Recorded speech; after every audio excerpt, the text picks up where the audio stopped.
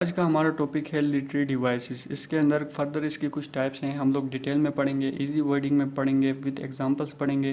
तो आपको सारी की सारी चीज़ें समझ में आ जाएंगी और बहुत ही आसानी के साथ इजीली आपको समझ में आ जाएंगी। तो सबसे पहले हम लोग देखते हैं कि सिमली सिमली क्या है। सिमली जो है ना बेसिकली कंपैरिजन है, ठीक है। दो चीज़ों के बीच में कंपैरिजन है बाय यूजिंग वर्ड लाइक और एस का इस्तेमाल करते हुए, ठीक है। दो चीज़ों के बीच में कंपैरिजन को सिमली कहते हैं। For example, my daughter is like a princess, मेरी बेटी जो है ना प्रिंसेस की तरह है। इसमें बीच में कंपेयर करने के लिए एक वर्ड इस्तेमाल हुआ लाइक, ठीक है, जो कि सिमली है, ठीक है। आगे है जी Ali is brave as lion, ठीक है। इधर भी वर्ड इस्तेमाल हुआ एस का, अली को लाइन के साथ कंपेयर किया, एस का वर्ड इस्तेमाल हुआ। सेम चीज़ मेटाफर में भी है, लेकिन मेटाफर में दो चीज़ों का कंपैरिजन होता है, लेकिन इसमें लाइक और एस का वर्ड इस्तेमाल नहीं होता, विदाउट यूजिंग लाइक और एस, ठीक है। दो चीज़ों का अगर कंपैरिजन हो रहा है तो हम उसे क्या कहेंगे, मेटाफर करेंगे।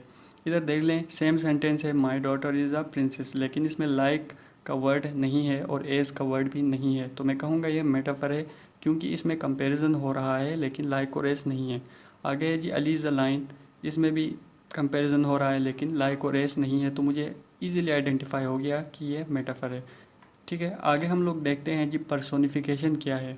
पर्सोनिफिकेशन में हम लोग बेसिकली इंसानों की जो क्वालिटीज़ होती हैं वो नॉन ह्यूमन थिंग्स यानी बेजान चीज़ें, ठीक है, या फिर वो चीज़ें जो इंसान नहीं है उनको हम लोग ह्यूमन की अगर क्वालिटीज़ दे रहे हैं हमारी राइटिंग के अंदर, तो उसे हम क्या कहते हैं, पर्सोनिफिकेशन कहते हैं। For example, leaves are dancing in the wind. अब आप खुद ही बताएं कि जो लीव्स हैं, जो पत्ते हैं, क्या वो डांस करते हैं? नहीं, डांस करना तो ह्यूमंस की क्वालिटी है, तो इसीलिए ये सेंटेंस पर्सोनिफिकेशन का है।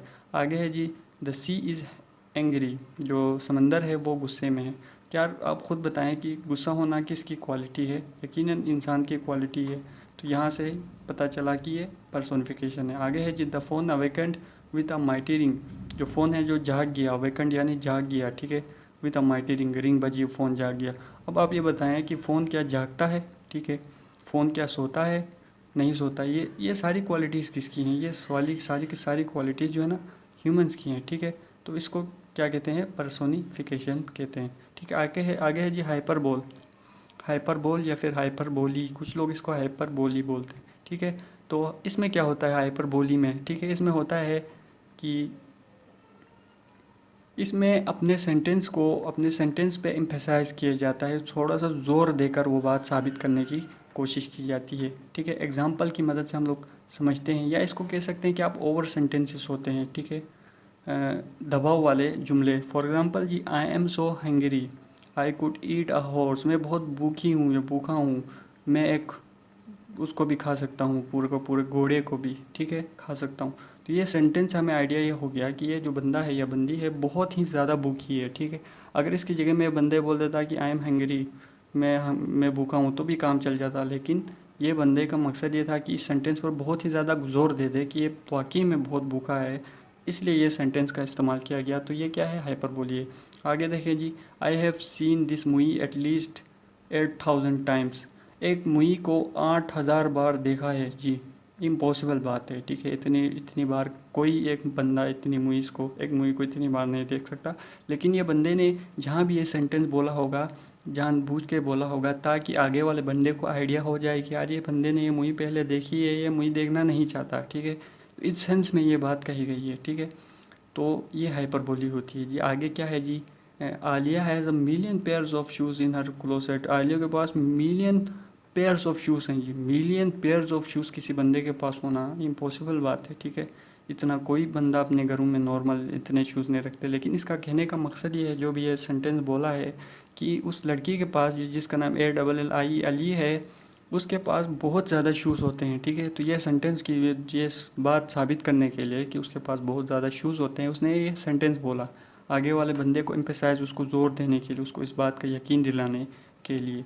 तो इस टाइप के सेंटेंस को हाइपरबोली बोलता है। अब जय जी आयरनी, आयरनी को अगर मैं आपको इजीली वर्डिंग में कहूँ कि चुगली करना एक दूसरे की, ठीक है, चुगली करना या फिर तनस करना, ठीक है, तनस करना इसका बेस्ट जो है ना मीनिंग होगा उर्दू में या फिर हिंदी में, ठीक है। कि इसकी एग्जांपल्स ये हैं जी कि wow you are so intelligent, तुम बहुत ही ज़्यादा इंटेलिजेंट हो। ठीक है, जब आपका दोस्त फेल हो जाए फॉर एग्जांपल, तो आप उसको अगर ये कहो कि यू आर सो इंटेलिजेंट, यानी आप उसको तनस कर रहे हो, वो तो फेल हो गया है। ठीक है, और इसी तरीके का अगला सेंटेंस है कि well done doctor thank you. For example, अगर आपके डॉक्टर ने आपका लेफ्ट दांत हमने निकालना था, डॉक्टर ने राइट वाला दांत निकाल लिया जो कि बिल्कुल सही था, A1 दांत था, डॉक्टर ने उसको खींच के निकाल लिया। तो आप डॉक्टर को आप कह रहे हो कि well done doctor thank you. आप ये कह रहे हो, तंज कर रहे हो डॉक्टर पे, आपको गुस्सा है, आप कह रहे हो कि यार डॉक्टर शुक्रिया आपने मेरा दांत निकाल दिया, सही वाला दांत। ठीक है, तो इस टाइप के सेंटेंसेस को आयरनी कहते हैं। और एक मैं आपको जनरल एग्जांपल दूं, जब आप लोग बीमार हो जाते हैं कभी, ठीक है, तो आप अम्मी को कहते हैं अम्मी बीमार हूँ, तो अम्मी आगे से बोलती है ना कि और करो मोबाइल इस्तेमाल, वो भी एक आयरनी है। ठीक है, कि अम्मी कहना तो कुछ और चाह रही है लेकिन अम्मी कह कुछ और रही है। ठीक है, आयरनी इसी टाइप के सेंटेंसेस को कहते हैं, जिसकी एक्चुअल मीनिंग और जिसकी ओरिजिनल जो सेंस होता है वो अलग होता है। ठीक है, अब आपको समझ में आ गया होगा।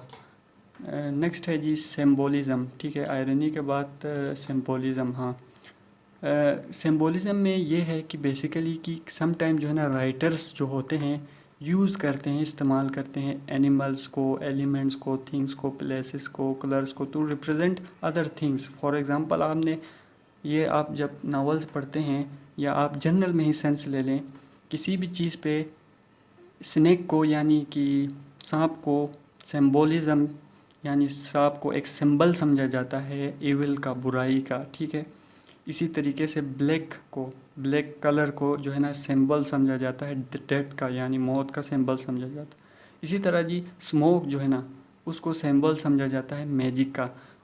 इसी तरीके से जो राइटर्स होते हैं अपने अपनी उसमें इस्तेमाल करते रहते हैं जी इस तरह के वर्ड्स। ठीक है, जो भी वो लिख रहे होते हैं, कहानी लिख रहे होते हैं या फिर कोई नॉवल लिख रहे होते हैं, इस टाइप के वर्ड्स का इस्तेमाल करते हैं। ठीक है, पढ़ने वाले को पता चल जाता है कि राइटर यहाँ पर क्या कहना चाह रहा है। ठीक है, तो जी आ, आगे है जी इमेजरी।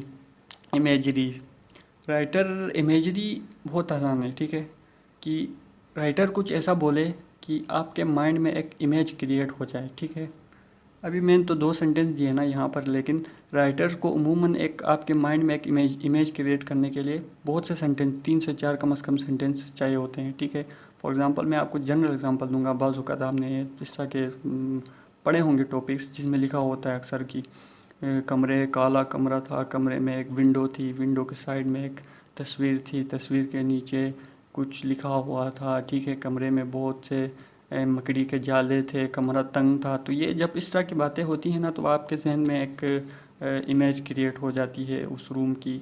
तो इसी हिसाब से कुछ सेंटेंसेस मैंने बनाए हैं, देखें आप लोग।